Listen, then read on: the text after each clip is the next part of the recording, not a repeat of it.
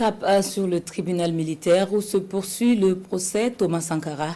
À la barre ce jour, deux accusés, le caporal Idrissa Sawadogo et Nabanswende Ouedraogo, tous deux plaident non coupables et réfutent les accusations portées contre eux par le sieur Yamba Élisée Ilboudo, Rasmane Zoundi et Draman Guéné. Accusé de complicité d'attentat à la sûreté de l'État et d'assassinat, le caporal de 59 ans Idrissa Sawadogo plaide non coupable. Pour lui, son agenda est ordinaire le 15 octobre 1987. Sa journée a commencé au Conseil de l'Entente comme d'habitude. Hyacinthe Kafando m'a instruit d'aller renforcer la garde au domicile de Blaise Compaoré à l'arrière de l'Assemblée nationale. De là-bas, j'entendais des coups de feu au Conseil de l'Entente. Après les tirs, je suis allé à Tanguin rassurer ma mère avant de rejoindre Hyacinthe Kafando au Conseil.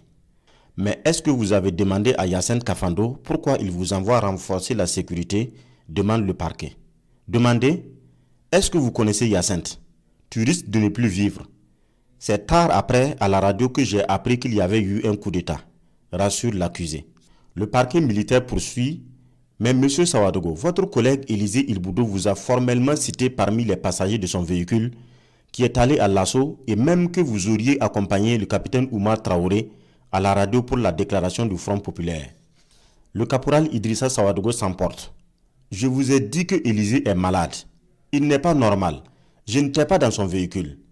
Plusieurs témoins et co-accusés les citent parmi le commando du Jeudi Noir et mieux, les éléments de la garde où il prétend être ne confirment pas sa présence avec eux. Si effectivement les déclarations de ces co-accusés peuvent être prises pour vérité, comprennent également lui ses déclarations pour vérité. Monsieur Sawadogo dit qu'il était de la sécurité rapprochée de Blaise Compaoré, alors ministre de la Justice. Le jour des faits, il a expliqué que le 15 octobre, dans les environs de 15h, 15h30, on lui a dit d'aller appuyer un poste au domicile, à la résidence. C'est ce qu'il a fait. Sans pour autant reconnaître les faits, le caporal Idrissa Sawadogo est remonté contre son chef qui régnait par la terreur selon lui. Si je suis dans cette situation, c'est à cause de Hyacinthe Kafando. Qu'il vienne répondre.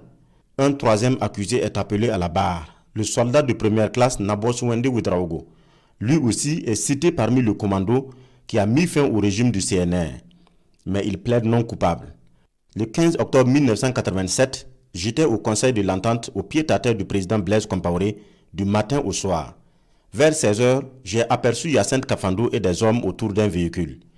Dès qu'ils sont partis, on entendait des coups de feu et rien d'autre, soutient-il. L'accusé se défend, mais avec des témoins qui ne sont pas du procès. Votre mémoire est sélective. Tous les témoins que vous citez sont soit morts ou en fuite, remarque maître Patrice